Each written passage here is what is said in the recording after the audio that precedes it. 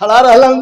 वही जो हाथ जोड़ के भगवान कहलन कि बहुत मदद कैला लोग, बहुत मदद कैला लोग, तो उनके मदद से ये लड़ाई के हम जीत पौली। हमारे सुरेम एक हम शब्द से वर्णन नहीं कर सकी ना, बहुत मदद आप लोग कैला।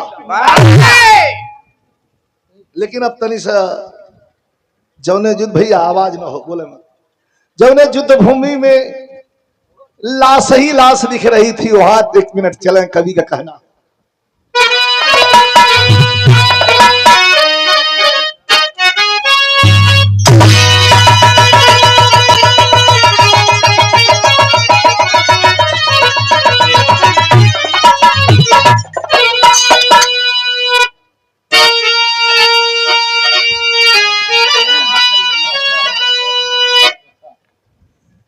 दिखाइए समाजवादी पार्टी के वरिष्ठ नेता और हम लोगों के भाई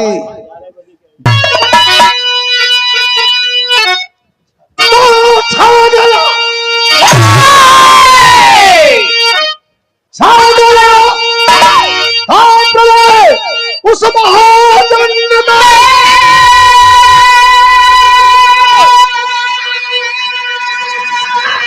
अरे बदला था भूमि में चुटंका हो दरो धारास्ताई जब लंकेश धरी आग में मिल गई उसकी सोने की लंका। देखती है मंदोदर नगर घूम कर अरे मर गए हैं जहाँ कोटि सही दिखाने लगी, दर्द दिल में जलाने लगी एक शंका।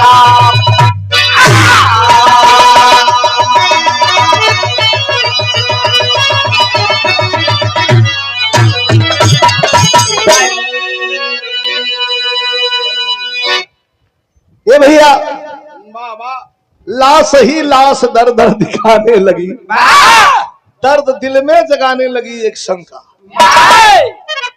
इतना भैया बैठल हुआ लड़ाई के मैदान, भगवान तो सब सेना लेकर पहुंच गए, शिला पर बैठ के सबसे कहत हूं कि बड़ा लोगों ने हमारा मदद कैला, लेकिन देखती है मंदोदर नगर घूम कर मर गए हैं यहाँ कोटिनो वीर बंका। लाश ही लाश दर दर दिखाने लगी, दर्द दिल में जगाने लगी एक शंका। चारों तरफ लाशे लाश, लोग कहल कि 1 लाख पूत 1.25 लाख नाती, ता रावण घर दिया न बाती। अकेले एक स्त्री लड़ाई के मैदान में चित्कार मचलवा, कितना लोग मर गल हुवन, कितना लोग मरणासन पर हुवन, लेकिन देख करके रानी मंदोदर कैसे ओकर करेजा का कहत रल हुई, कल्पना कैल जाए। इतना में अब वही घूमत है, गिड़गिड़ाते बा, रोवते बा, कल्पत बा, और तौले नारद जी नारायण नारायण करत सितार बजावो तो युद्ध भूमि में उतर गई। आके रानी मंदोदर के सामने खड़ा भइलन, कहलन के रे महारानी। रानी मंदोदर करत कि अब कैसन महारानी, अब कहाँ का महारानी, लंका का राजा विभीषण हुआ, अब हम कैसे महारानी। कहा कि एक बात तो के पता नहीं हो जो तो है बताओ याद है कैसे मास्टर।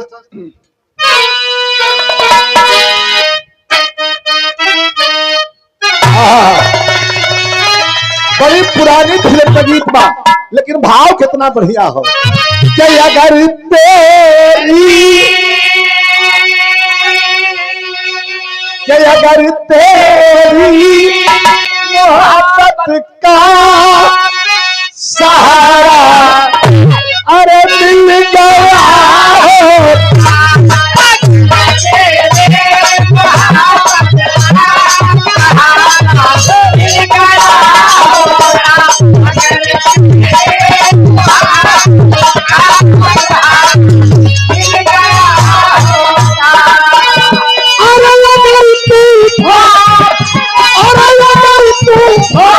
नहीं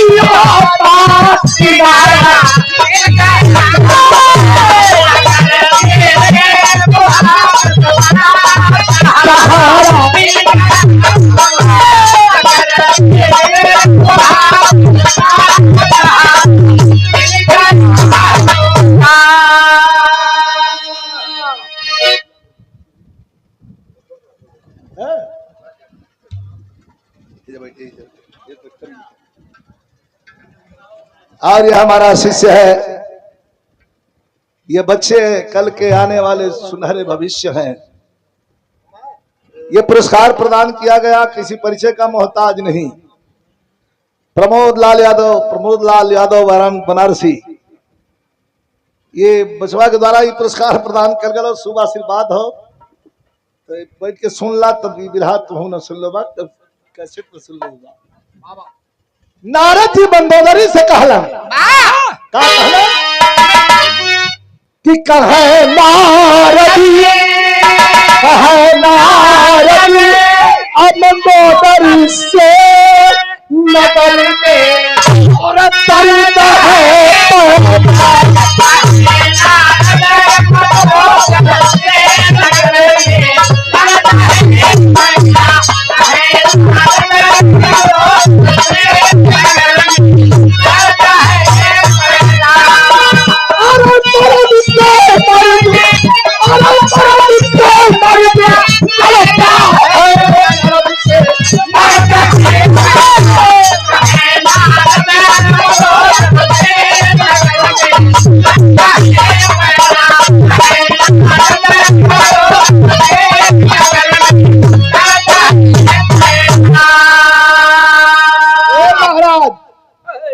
हम गर्मी देत हुआ का कहल चाहत हुआ। कल यह कहल चाहत है कि हुई लंका विरासत दिल बड़ा। नारद जी के यंत्र हुआ हमेशा हाँ लकड़ी वाली बात कर, सोच तब बोलबे न कर, कुछ न कुछ ऐसा बोले कि कहीं न कहीं जाके लग जाए। का कहत हम बड़ा शर्मिंदा है। हुई लंका विरासत बड़ा शर्मिंदा है, नारद मंदोदर होती बड़ी निंदा है। एक भरम तो के रानी कह का मगर मिट्टी मिट्टी नहीं है अभी लंका की, मगर मिट्टी मिट्टी नहीं है अभी लंका की। छिपी है जिंदगी 14 अमर सुबंता की। का कहला महाराज कल तू का सोचत हो सब कोई मर गयल, 14 अमर नौजवान वही तोरे धरती पर हुवन।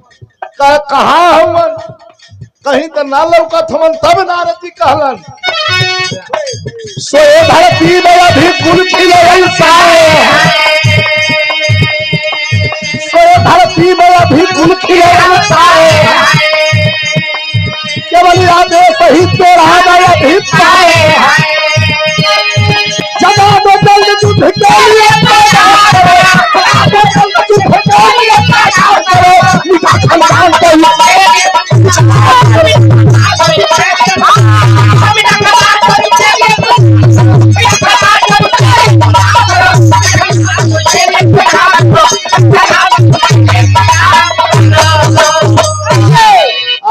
श्री धनंजय यादव जी शिवगढ़ के धरती से 100 रुपया पुरस्कार प्रदान कैलन है।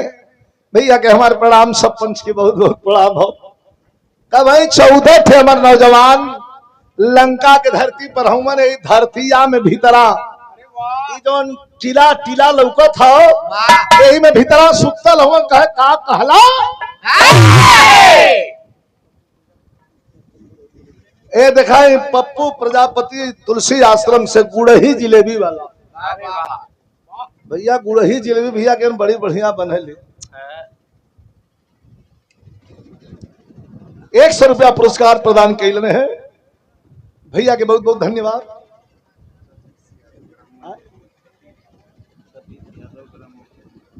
अरे सतीश यादव जी शहीदी धरती जनपद गाजीपुर ग्राम सभा मंझरिया, ये 200 रुपया पुरस्कार सतीश भैया के बहुत बहुत धन्यवाद। नमस्कार प्रणाम हो सब इनके प्रणाम। नारद जी कहले कि रोवा मत आंसू पोछला और तोके अच्छे ऐसा बात बतावे जात है तोके विश्वास न होई। कहे कैसन बात कहे कि 14 थे अमर नौजवान लंका के धरती पर वही साबित हुवन अमर हुवन। अमर उनके कोई मारे वाला नहीं हो, मरबे न करी है।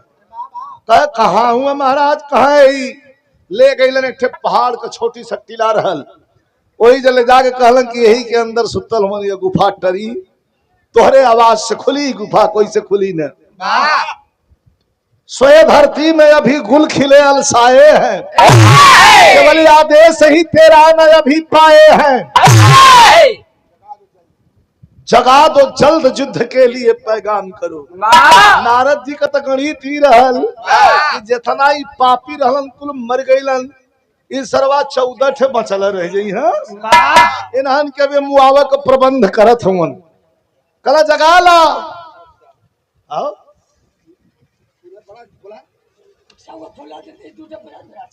दोगो 50-50 दोगो 50-50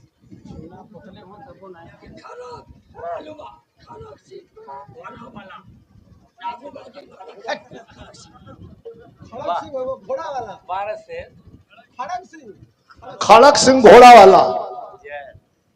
का करी भवा बड़ा समझे के पड़त था भैया का आवाज फंस गई लियो। आप हुआ खड़क सिंह, आप आके दे देता हूँ। खड़क सिंह का तो सुना था लड़क सिंह। अच्छा ठीक है, का चाह था अब हर दुकान है भाई चलत है, हर का दुकान बंद हो गई, हर लेला। नंदलाल भैया से मांगला तरी 500 रुपया इतना छुट्टा देता भैया, देता बहुत रुपया देख लिया ठीक से। एक कुल में हम जन हो में हाँ में कितना देना वाला अपन काम चला के निकल जाए। कह जगा दो जल्द युद्ध के लिए। कहा भैया कुछ सौदा कर दो, कहा ठीक होकर तो दे दो न, जान छोड़ावा उनसे। जगा दो जल्द युद्ध के लिए पैगाम करो, अरे मिटा खानदान तो इसके लिए कुछ काम करो। रानी मंदोदर पकड़ ली ना हाथ नारद जी का, और पकड़ के लेके पहुंच गई कहीं की का यही में सुतल हुआ, यही में सुतल हुआ। का उठियन कैसे कहे आवाज था, पहला आवाज पहलिन धड़धड़ा के शिला एक पत्थर के चट्टान रहल, चट्टान हट गई, अंदर से प्रकाश आवत रहल। वही जे रानी मंदोदर खरी खरी आवाज देवे लगली, आंख में आंसू भर के का कहले,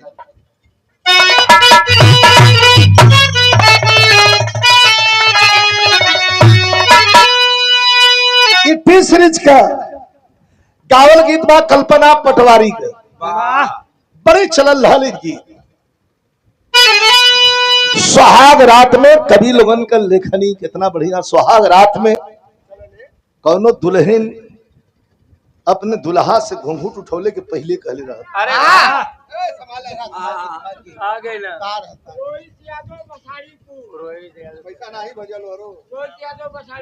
रोहित यादव कहाँ से लहा लेला पैसा तो ना भजन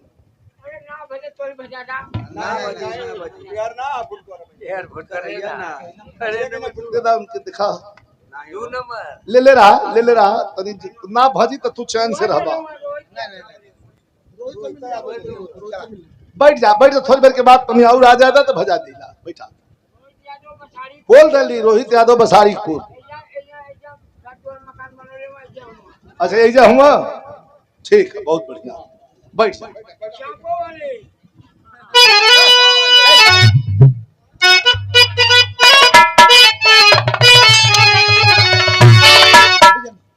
बैठ जा ठीक है कोनो बात। यह दर्द रहल दुल्हनिया कहले रहल कि छूछे जानी, अरे छूछे जानी घूमता के छूछे जानी, अरे घूमता उठाई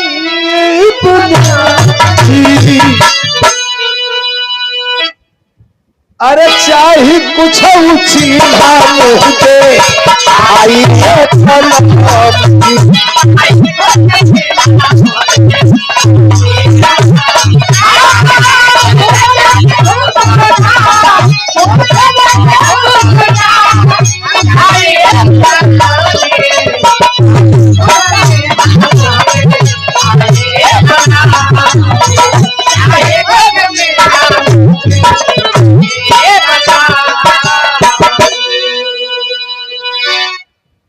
हमारे सुरेश यादव जी शिवगढ़ की धरती से, हमारे प्रधान जी आदरणीय श्री संजय यादव जी नैपुरा के धरती से, और हमार छोटा भाई ये राम सिंह यादव जी बिरहा मुकाबला 4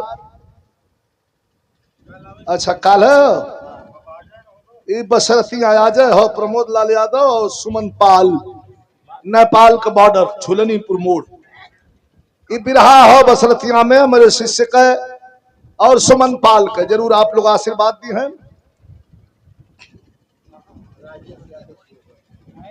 आदरणीय हमारे राजेश यादव जी शिवगढ़ की धरती से 100 रुपया पुरस्कार प्रदान के लिए भैया राजेश भैया के धन्यवाद। भाई तो तर्ज हो, लेकिन रानी मंदोदर से जब कहलन है नारद जी तो रानी मंदोदर कैसे उठावत हैं 14 हमारे नौजवान के।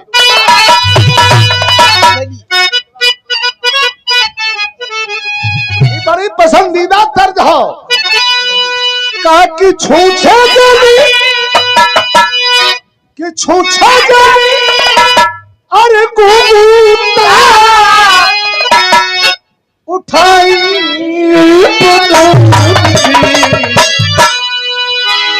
अरे देगा कुछ ऊंची आई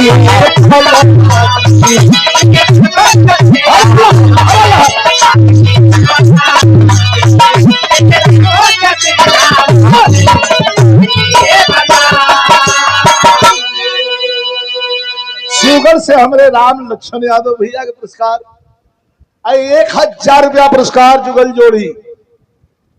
प्रधान पद के प्रत्याशी हमारे पहलवान चंदन पहलवान दरियापुर और सेक्टर नंबर 4 से शानदार जिला पंचायत सदस्य पद के प्रत्याशी हमारे छोटे भाई योगी यादव जी पुरस्कार प्रदान के मालिक मनोकामना पूर्ण करें। बहुत बहुत शुभ आशीर्वाद, हम आपके मंगल और उज्जवल भविष्य की कामना करते हैं। रानी मंदोदर जगावे लग रही काय आवाज में थे रोवत थे कि राखी भाई अरे राखी भाई सोने नगरिया जादा फिरवा नगरिया जागा फिरवा अरे हाथ में उठाया ताला सोया जा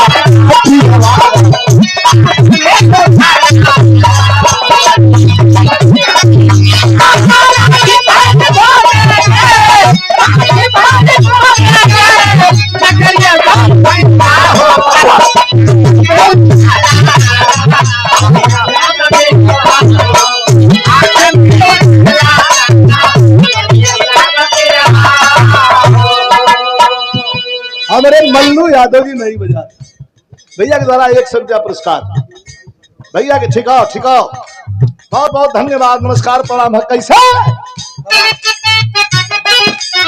14 उठ के खड़ा हो गई।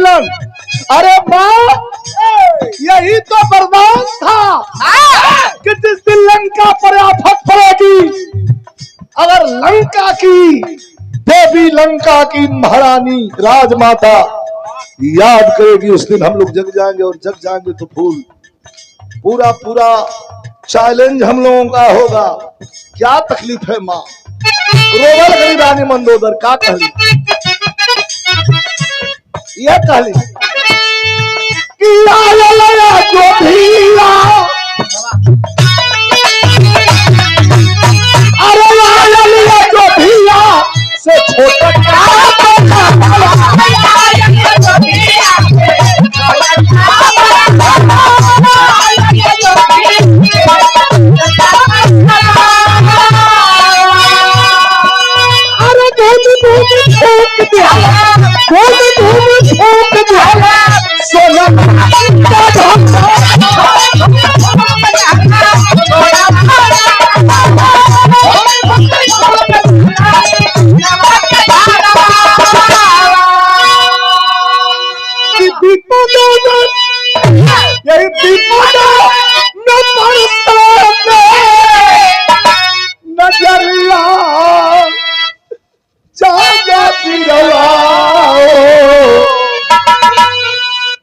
साथ में उठाला तला वरिया जागा पिरवा को।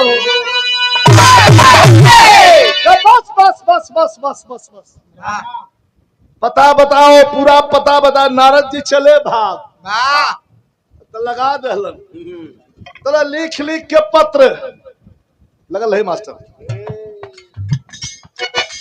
का कैलन सब? अरे लिखी लिखी पतिया रामा तलबे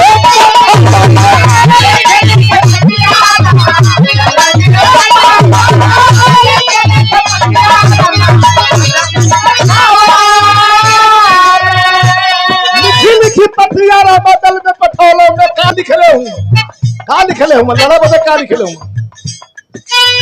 अगर कोई होता, अगर कोई होता वो नहीं के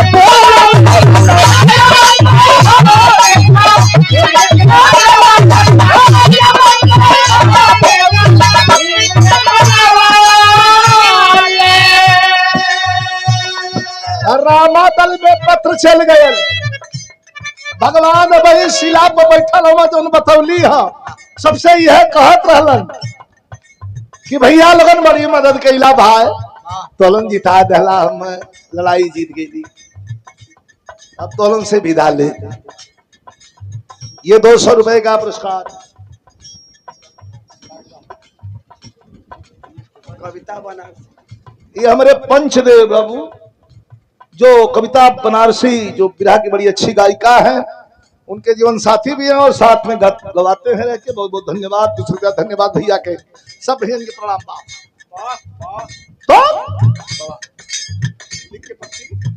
पत्र लिख के चल गए भगवान राम। अब वही लोगन से बतियौता हुवन तो वही 14 अमर में से एक मिला, लिया के पत्र भगवान राम के सौंप दिलस। सौंप के निकल गल, पढ़ लगलन, अचंभित होकर ताक लगलन।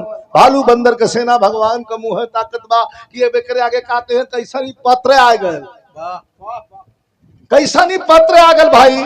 पूरा पत्र पढ़त हो, जैसे जैसे पत्र पढ़त हो वैसे चेहरा का एक्सप्रेशन बदलत जात हो। भैया लक्ष्मण पूछत हो भैया का बात हो?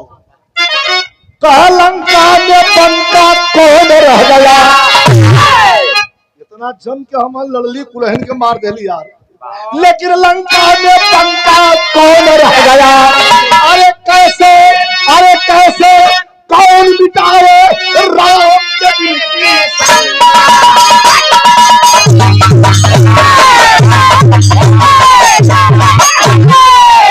कौन मिटाए राम के दिल की शंका। पल भाव परख पल टूट रहा भय पावक कबहु चित्त जरावे। अयोध्या से आल हूँ भाई राम, हाँ भैया राम, दिखाई कभी थोड़ा अवध के लेके चल। पल भाव परख पल टूट रहा भय पावक कबहु चित्त जरावे। को हाथ में जाए दिल छाड़ दिया, को बातन बातन मा डरवा। को शंख में लीन सुबंकर हो, को दंत तले तर्जनी दबावे। है राम जुटातल पूछ रहे है, को अमर हाथ उठावे।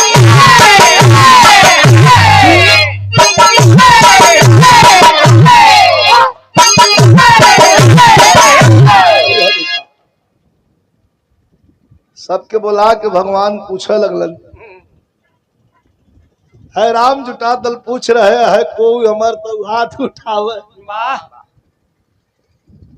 पत्र दिखौलन, कल भैया के दल में हमरे अमर हो। सब अपन अपन मुंह नीचे कलल। हनुमान जी लम्बे बैठा लगन, दूठे बनरन लेके खजुआवत रहल। भगवान खजुआवत रहल बनरन के लेके। बनरवा कुल कहना कि भगवान कुछ पूछा था, कहा हम ना सुन ली है। कहला कोई अमर होकर तो हाथ उठावत। कहा अमर यार, ख्याल तो हमरे ना है अमर, समझ में नहीं आवत बा, लेकिन तर्ज बड़ी बेजोड़ लगल। ये हमारे उस्ताद कहा है तर्ज के बड़ा बढ़िया।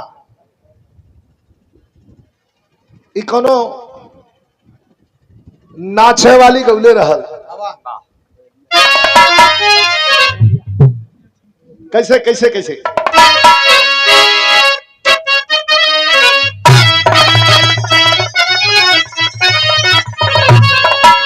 कहे कि पयलिया कि पयलिया छमकल को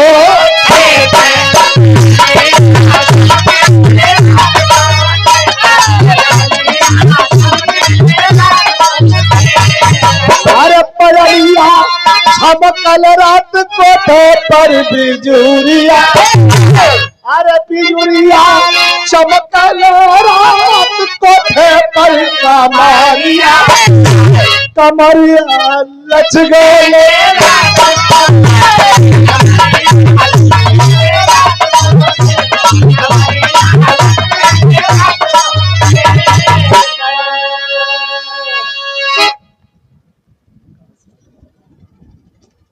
नीचे से बतावा बढ़िया सुना था।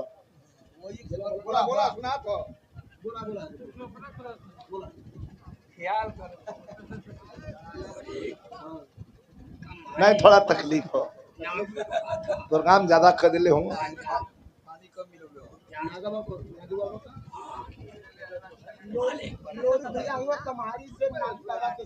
अच्छा नाथू बाबा का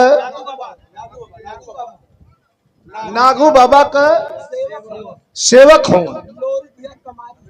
कम्हारी से मेरे लोरिक भैया, लोरिक प्रधान के नाम से ही पुरस्कार भैया, बड़ी तकलीफ।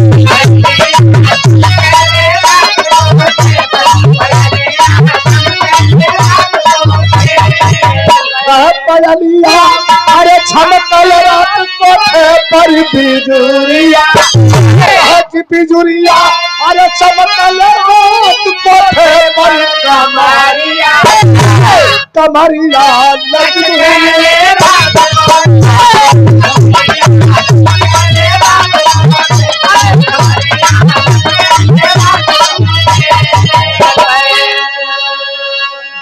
लेकिन कभी का थवन की नजरिया बैठा भगवान नजरिया, नजरिया ढूंढ है हमारे पीरा,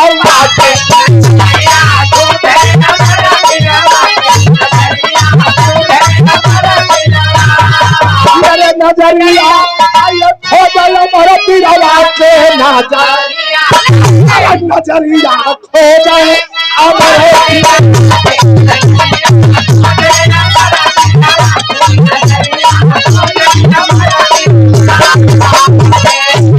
और फिर 500 रुपया पुरस्कार ये हमारे विशेषरपुर से हमारे छोटा भाई हूँ।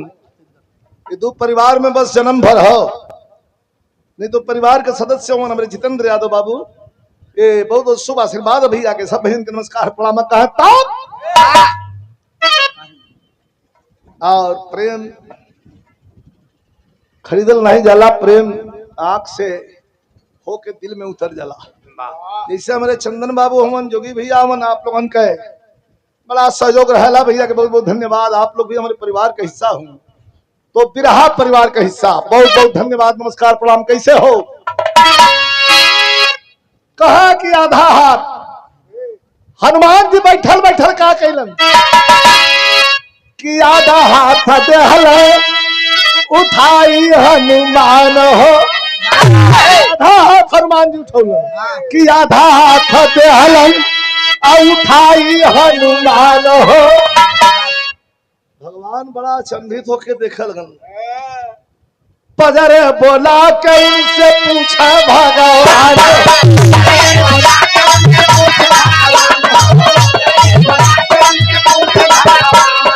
कहे बने आधा हाथ उठा चला, आधा हाथ यही बदल देहली उठाई, आधा आशीर्वाद गैली जननी के पाई।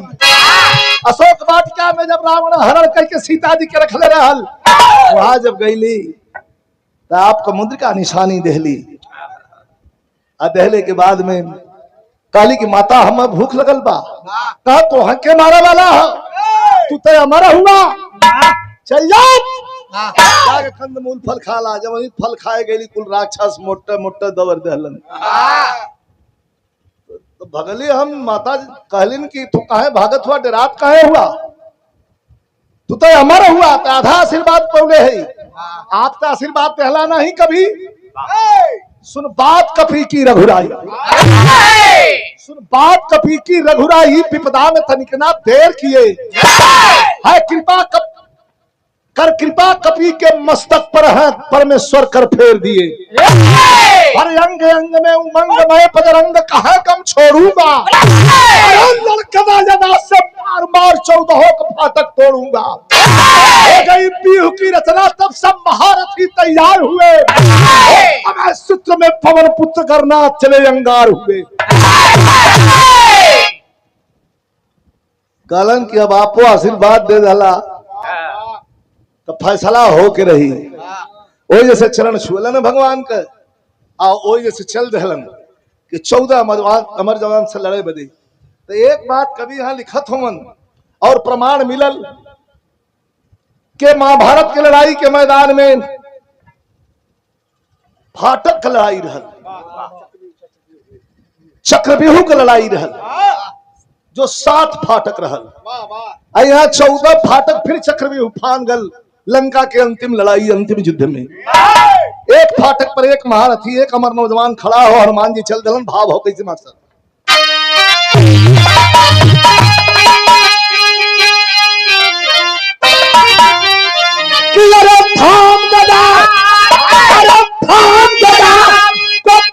पुत्र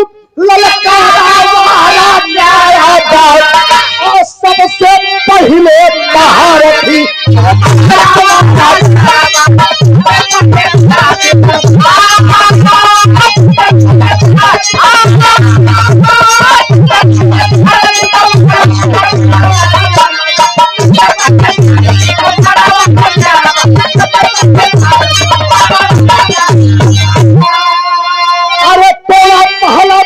दूसरा, अरे तो पहला फाटक दूसरा तीसरा तो मर्दाना हो, तोड़ दिया 10 फाटक सबका बदल गया पैमाना हो।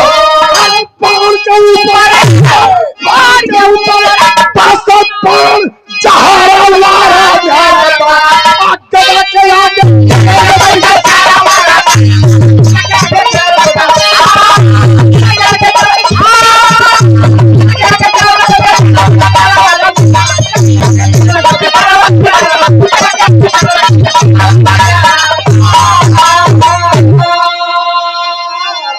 पहला फाटक दूसरा तीसरा कोई मर्दाना हो, तोड़ दिया 10 फाटक सबका बदल गया पैमाना हो।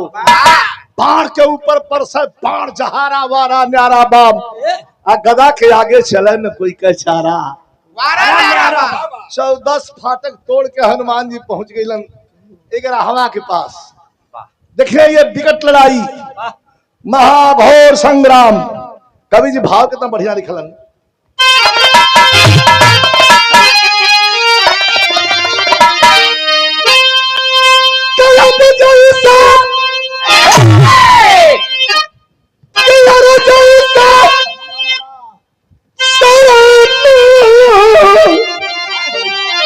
मैं चमकूं बिजुलिया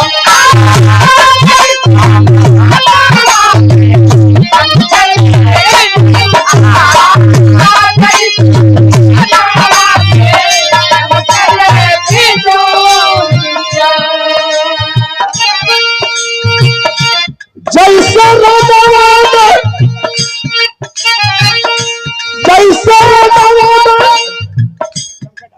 चमका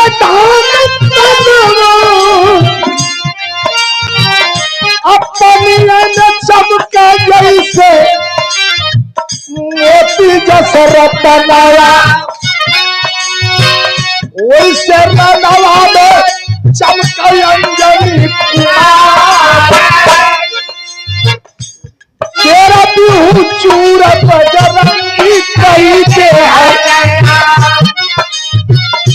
बैलन महारथी एक संगे तैयार, 14 सहस्र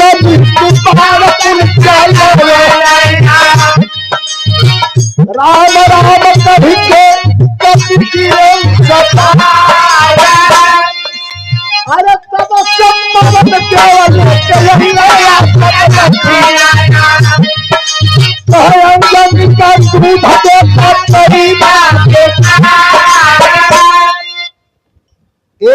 अमर नौजवान एक बार में अपने धनुष पर रख करके 1 सहस्त्र मृत्यु बाण, जब 14 सहस्त्र मृत्यु बाण के चपेट में पवन पुत्र हनुमान जी अलन, आकाश मार्ग में चल गए मूर्छित अवस्था में। जब गिरे लगलन तब तक पवन देव लेके अल अपन रथिया, अंजनी के दूध बेटा कैला बेकार।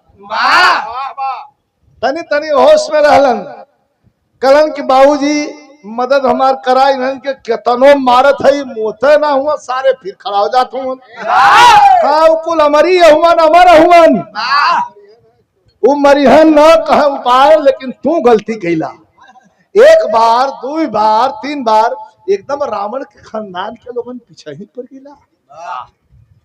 अरे सबके तो मारी भयल रहला, ये 14 से कवन बैर तुहार रहल कहा सरकार पत्र भेजले कैसे पूछा पवन देवता डांटत हुवन का कहलन।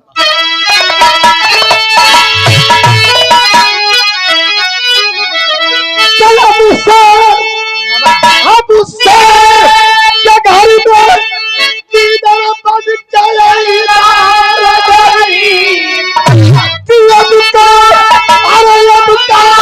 झंखला जवाना तू बात पगड़ी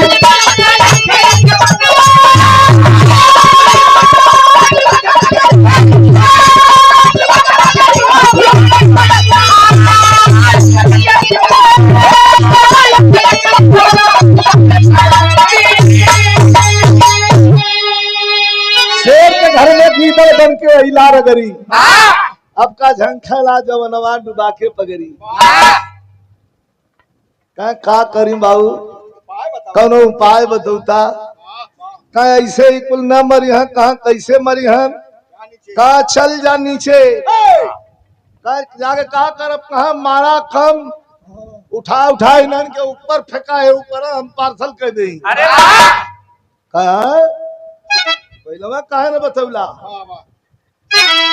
पवन दो 14 मरों को अंबर बीच लौटाए, अभी कलश में भी यहाँ पौराण बताए कि पवन विजयी का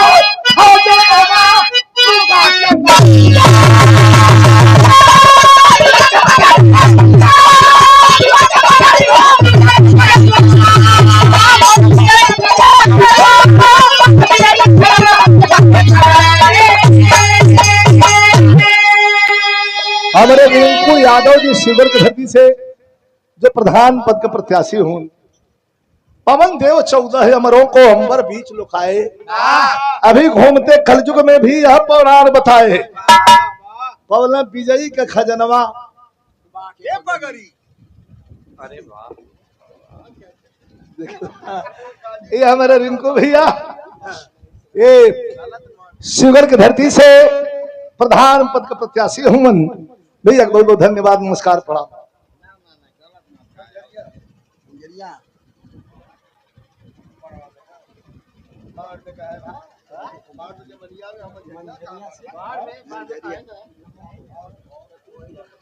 हमारे सतीश भैया मंझरिया गाजीपुर शहीदी धरती सतीश यादव, आपके द्वारा यह आज विरहा हो गाजीपुर, हाँ ये 200 रुपया पुरस्कार प्रदान कैलन, बहुत बहुत शुभ आशीर्वाद हो हमारे सतीश भैया के द्वारा, बहुत बहुत धन्यवाद, नमस्कार प्रणाम। और पवन देव गई नीचे अलन, हनुमान जी पकड़ पकड़ के मारत हमन कम उठा उठा के ऊपर फेंका लगल, और ऊपर से पवन देवता करामात के पूछ पावत ना हो, उठा के पवन देवता ऊपर फेंक देवन।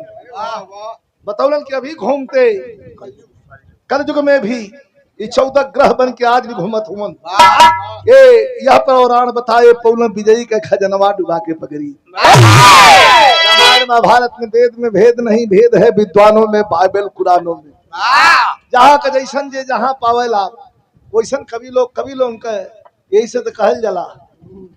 दिन हमन बस में पहलवा घरे से आवत रही जा, कभी चढ़ना बस में तले इनका यह अंगुरी गेट में दबा गई, कनारी अंगुरी दबा गई, कंडक्टर खोल के कहलत यही से न जहाँ न पहुंचे रवि वहां पहुंचे कभी। यहाँ अंगूरी तोहार गईले के का जरूरत रहे कभी चल अरे यार सोचत रही हम कुछ गाना होना वही पे हाथ धैले गेट बराबर खुलत हो बंद होता हो तो अपने धुन में शायर गीतकार कवि अपने धुन में होते हैं विजय श्री मिलल वो मार ना पौला नुके वो आकाश मार्ग में भेजेगे पर आखिरी लाइन गुरु बिहारी गुरुवेश गुरु रामलाल की लीला राम ने चंद का कभी का जोर कोई ना लंका में बंका और हजाया विजय प्यार लाल तब बदल